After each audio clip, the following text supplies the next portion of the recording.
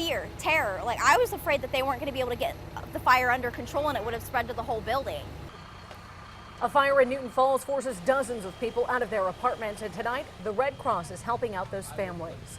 Good evening, I'm Erica Thomas. And I'm Dave Sess. A lot of fire, smoke, and even water damage. One woman who lives 2 floors under the apartment where the fire started says it could have been worse. She talked with 27 First News Weekend anchor Julie Bursick, live in the studio with her top story. Yeah, when Nicole Garvey heard that fire alarm go off, she thought it was probably a cooking fire and she'd be back in her place in just about an hour. But when she got outside, she quickly knew that wasn't going to happen. Damage looks different in the daylight to Nicole Garvey. She's still processing everything she saw. AC unit 2 floors above me completely engulfed in flames. Nicole says that fire spread fast. Spread to the roof and just took off. That's why they had to take off the whole entire roof, because it just wouldn't go out. It kept being in the attic and in the ducts and stuff, and the fire just wouldn't go out. Firefighters stayed busy, and they had an audience. Everyone had to evacuate the apartment building.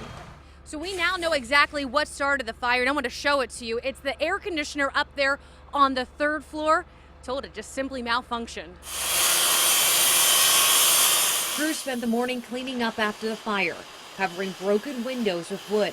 Nicole says the damage in her place isn't that bad, considering she lives just 2 floors underneath the apartment where that fire started. Little bit of water damage on the roof of my, on the ceiling of my apartment. We'll probably follow up with you tomorrow. The Red Cross is helping residents affected by the fire. We're providing assistance to everyone who lived in the building based on what their needs are due to the damage they had from the fire.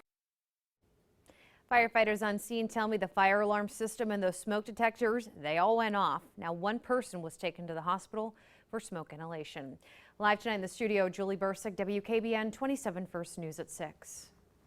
Now, we wanted to dig deeper into the concern of that fire starting in a small wall AC unit. So I called Clayton Heating and Air Conditioning in Youngstown, and owner Gene Clayton gave me these tips for people who have similar units in their homes or apartments. He says you should clean or change the filter on it at least once a month. The whole unit should be serviced once a year, and he tells me these types of units have a 15-year service life. After that, they'll need to be replaced or upgraded. Anything older, you should have an electrician check the amps running through it to avoid electrical failure. And to find out how old it is, look for the model and serial numbers on the unit and call the manufacturer to check on its age.